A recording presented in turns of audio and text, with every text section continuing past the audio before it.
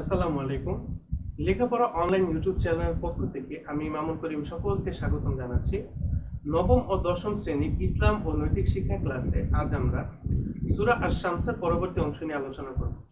প্রত্যেকজন মুসলমানের জীবনে কিন্তু সূরা আশ-শামস খুবই গুরুত্ব বহন করে, কারণ সূরা আশ-শামসে কিন্তু আমরা ঈমান সম্পর্কে শিক্ষা পাই এবং প্রতিনিয়তই যে আল্লাহ তাআলা আমাদেরকে কোরআনে কারিমের বিভিন্ন আয়াতের মাধ্যমে আমাদেরকে ঈমান বৃদ্ধির ব্যাপারে বিভিন্ন নির্দেশ দিয়ে যাচ্ছেন এবং বিভিন্ন বিষয় সম্পর্কে যাতে আমরা খারাপের দিকে না যেয়ে ভালোর দিকে যেতে পারি এ বিষয়ে যে অবগত করছেন তারই একটি বহিঃপ্রকাশ হলো সূরা আশ-শামস। কারণ সূরা আশ-শামসের মধ্যে 15টি আয়াতের মধ্যে প্রথম 7টি আয়াতে আল্লাহ তাআলা বিভিন্ন জিনিসের শপথ করেছেন এবং শপথ করে পরবর্তীতে হলো যে আমাদের যারা ঈমান এনেছে তারা কি সুফল পাবে, যারা ঈমান আনে নাই তাদের কি কুফল, এবং কিভাবে মানুষ নিজেদেরকে কলুষিত করবে এবং অন্ধকারের দিকে ঠেলে দিবে, যারা আল্লাহ তাআলাকে স্বীকার করে নাই তারা কিভাবে শাস্তি পাবে এবং যুগে যুগে কিভাবে তারা ধ্বংস হয়েছে, এবং যারা আল্লাহ তাআলাকে স্বীকার করে নিয়েছে, তার নবী এবং রাসূলগণকে স্বীকার করে নিয়েছিল বা নিয়েছে,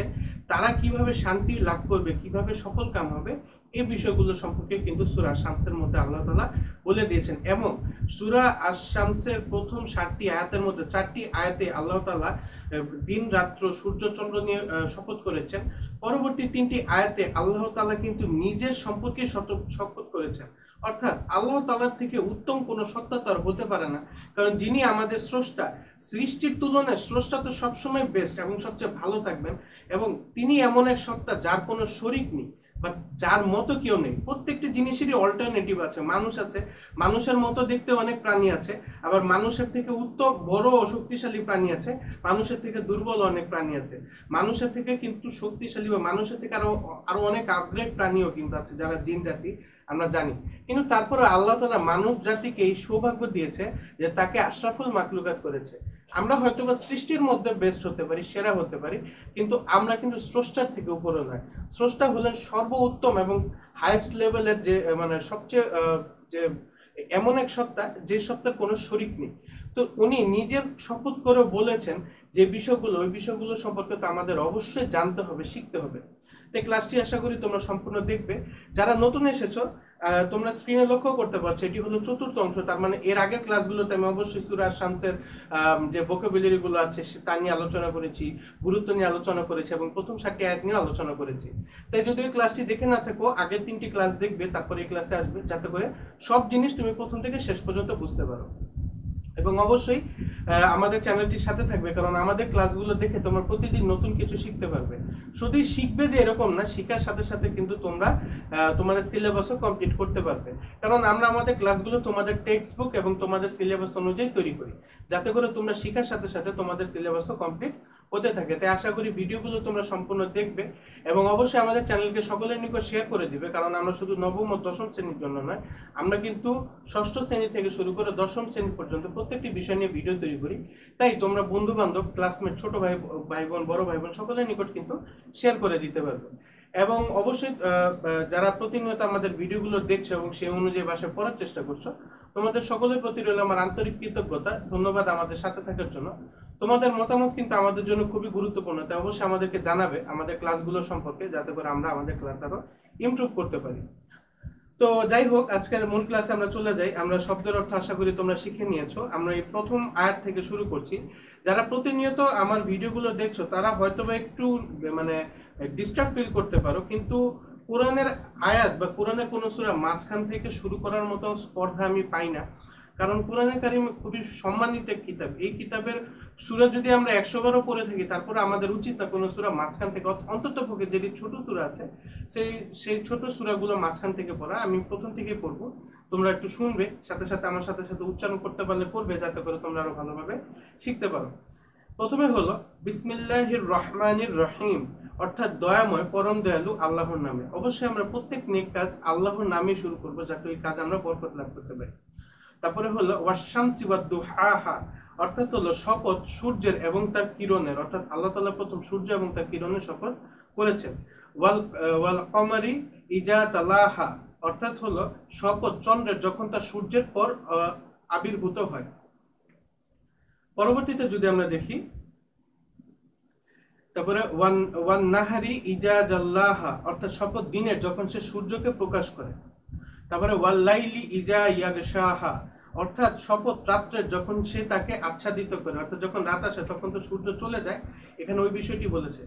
আমার এখানে পিক্সেলগুলো ভালোভাবে আসছে না, কারণ হলো যে ধর্মের যে টেক্সট বুকের যে পিডিএফ ভার্সনটা আছে, যেটা আমরা বাংলাদেশের যে ওয়েবসাইটের এনটিআরসির যে ওয়েবসাইটে যে পেয়ে থাকি, যে পিডিএফ ভার্সনটা, ওইখানে এই সূরার পিক্সেলগুলো খুব ভালোভাবে আসে নাই, অথবা আগের যে শব্দের অর্থগুলো যে আমি গত ক্লাসে করিয়েছি সেগুলো ওখানে পিক্সেলগুলো ভালো আসেনি। তাই তোমরা যখন এই ক্লাসটি দেখবে তখন অবশ্যই সাথে সাথে বইটি নিয়ে বসবে, যাতে করে আরো সুন্দরভাবে পড়তে পারো। তো যাই হোক, তারপরে দেখো ওয়াল্লাইলি ইজা ইয়াগশাহা, অর্থাৎ শপথ রাত্রে যখন সে তাকে আচ্ছাদিত করে। তারপরে হলো ওয়াসসামাই ওয়ামা বানাহা, অর্থাৎ শপথ আকাশে যখন যিনি এবং যিনি তা নির্মাণ করেছেন তা। ওয়াল আরদি ওয়ামা তহাহা, অর্থাৎ হলো শপথ পৃথিবীর এবং যিনি তা বিস্তৃত করেছেন তা। ওয়া নাফসি ওয়ামা সাওয়াহা, অর্থাৎ শপথ মানুষের এবং যিনি তাকে সুঠাম করেছেন তা। তার মানে এখানে মূলত প্রথম 7টি আয়াতের মাধ্যমে আল্লাহ তাআলা শপথ করেছেন, এবং প্রথম 4টি আয়াতে যেমন আল্লাহ তাআলা চন্দ্র এবং সূর্য এবং রাত এবং দিনের যে শপথ করেছেন, পরবর্তী 3টে আয়াতে তিনি নিজের শপথ করেছেন। কারণ আকাশ যিনি নির্মাণ করেছেন বলতে এখানে আল্লাহ তাআলা নিজের কথাই বলছেন। পরবর্তীতে হলো দেখো পৃথিবী যিনি বিস্তৃত করেছেন, আল্লাহ তাআলা পৃথিবী বিস্তৃত করেছেন। শপথ মানুষের যিনি তাকে সুঠাম করেছেন, সুন্দর মানুষকে সুঠাম ও সুন্দর দেহের অধিকারী কিন্তু আল্লাহ তাআলাই বানিয়েছেন। তো এই বিষয়ে আল্লাহ তাআলা নিজের ব্যাপারে শপথ করেছেন, যাতে করে এই বিষয়ের গুরুত্বটা আমরা বুঝতে পারি। তো আজকে আমরা মূলত 8 নম্বর আয়াত থেকে পড়া শুরু করব, যাতে করে আমরা ভালোভাবে বুঝতে পারি। দেখো এখানে 8 নম্বর আয়াতটি হলো ফালহামাহা ফুজুরহা ওয়া তাকওয়াহা। আমার সাথে সাথে পড়ো ফাআল হামাহা ফুজুরহা ওয়া তাকওয়াহা, অর্থাৎ অতঃপর তিনি তাকে তার সৎকর্ম ও অসৎকর্ম জ্ঞান দান করেছেন। অর্থাৎ সমস্ত সৃষ্টি থেকে যে মানুষ সর্বশ্রেষ্ঠ, এটার কারণটা কি জানো? যে মানুষের সাথে একটু যদি আমরা চারপাশে চোখ বুলিয়ে দেখি, দেখো মানুষের থেকে অনেক ছোট ছোট প্রাণীও কিন্তু পৃথিবীতে আছে, যেমন বিভিন্ন কীটপতঙ্গ আছে, পিঁপড়া আছে। আবার মানুষের থেকে কিন্তু অনেক বড় বড় প্রাণীও আছে, যেমন মনে করো হাতি আছে, জিরাফ আছে, বা গন্ডার আছে, নীল তিমি আছে।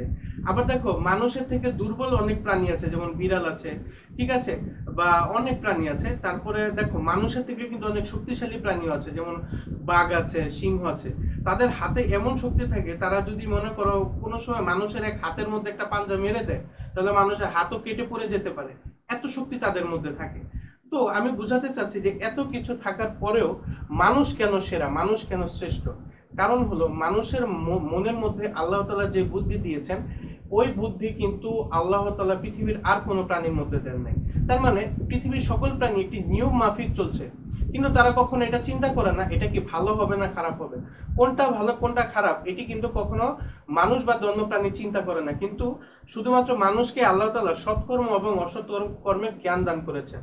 কেন জ্ঞান দান করেছেন? যাতে করে আমরা আল্লাহ তাআলাকে চিনতে পারি। এটা আল্লাহ তাআলার হক এবং প্রত্যেক বান্দার দায়িত্ব, সে মুসলমান হোক, অমুসলিম হোক, আস্তিক হোক অথবা নাস্তিক হোক, সকলের দায়িত্ব থাকে এই যে সৃষ্টিকর্তা আমাদেরকে জ্ঞান দিয়েছে, এই জ্ঞান ব্যবহার করে যাতে আমরা মৃত্যুর আগে হলেও আল্লাহ তাআলাকে চিনে যেতে পারি, যিনি আমাদেরকে সৃষ্টি করেছেন, তার কৃতজ্ঞতা প্রকাশ করে যেতে পারি।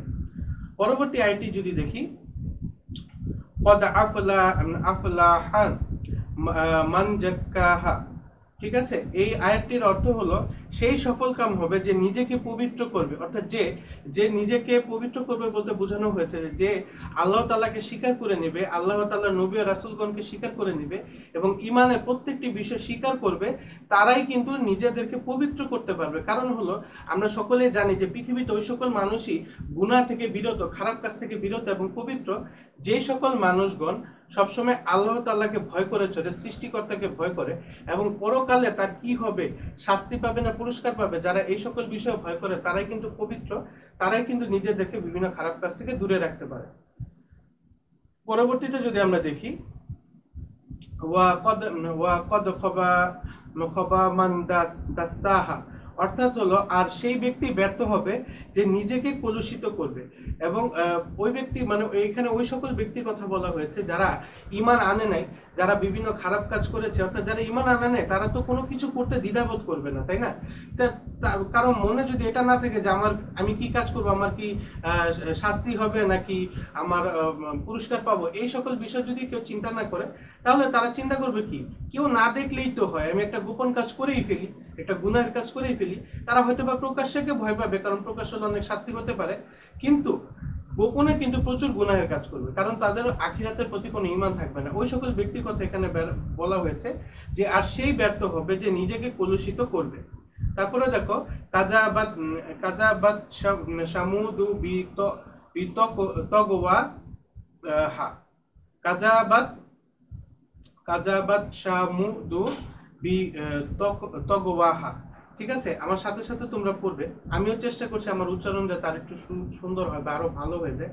তোমরা সকলে আমার জন্য দোয়া করবে যাতে করে আমি খুব সুন্দরভাবে তিলাওয়াত করতে পারি, এবং অবশ্যই আমার সাথে সাথে তোমরা উচ্চারণ করবে যাতে করে তোমাদের উচ্চারণটা কিছু পরিমাণ সঠিক হয়ে যেতে পারে।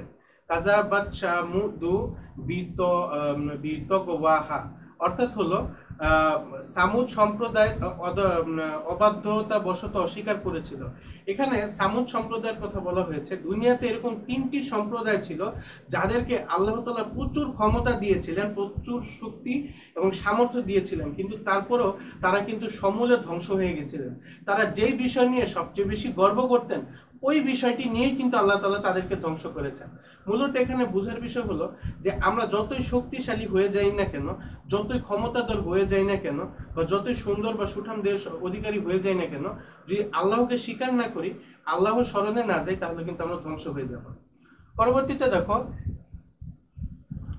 এখানে পরবর্তী আয়াতটি প্রিন্ট আমার কাছে ভালোভাবে আসেনি, অর্থটি আমরা যদি পড়ি, যখন তাদের সর্বাধিক হতভাগ্য ব্যক্তি তৎপর হয়ে উঠল, অর্থাৎ এখানে ওই জাতির কথাই বলা হচ্ছে।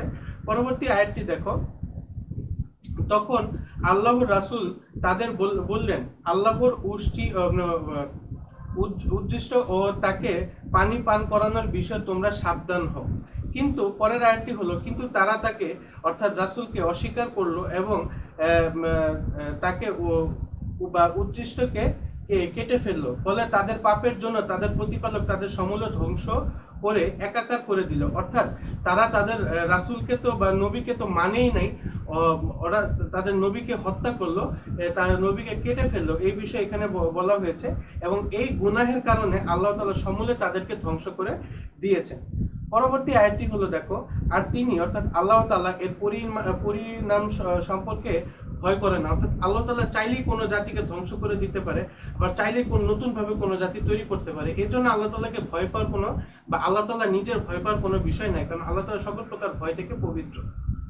তো আশা করি এই সকল আয়াত বা এই সূরাটি সম্পূর্ণ আমি তোমাদের বোঝাতে পেরেছি। আমার মতো একজন গুনাহগার বান্দা যদি সারা জীবন চেষ্টা করে, তারপরে আমি মনে করি একটি সূরার একটি হরফের গুরুত্ব তোমাদেরকে আমি বোঝাতে পারবো। তারপরে আমি আমার স্বল্প জ্ঞান দিয়ে চেষ্টা করেছি যাতে করে তোমাদের আমি কিছু বোঝাতে পারি। অবশ্যই আমার তিলাওয়াত হাফেজগণের মতো অনেক সুন্দর না, বা আলেমদের মতো এত সুন্দর হয় না। আমি চেষ্টা করছি আমার তিলাওয়াত একটু সুন্দর করার জন্য। তোমরা সকলে আমার জন্য দোয়া করবে এবং তোমরাও চেষ্টা করবে বাসায় সুন্দরভাবে পড়ার। তো ক্লাসটি যদি সম্পূর্ণ দেখে থাকো, ভালো কিছু শিখে থাকো, অবশ্যই লাইক বাটনে ক্লিক করবে, সহপাঠীদের নিকট শেয়ার করবে এবং অবশ্যই আমাদের চ্যানেলটিকে সাবস্ক্রাইব করবে। পরবর্তী নোটিফিকেশন যাতে অতি দ্রুত পেয়ে যাও এই জন্য বেল আইকনটি প্রেস করে রাখবে। আজ এই পর্যন্তই। আগামী ক্লাসে আবার হাজির হব ইসলাম ও নৈতিক শিক্ষার অন্য একটি বিষয়। আসসালামু আলাইকুম।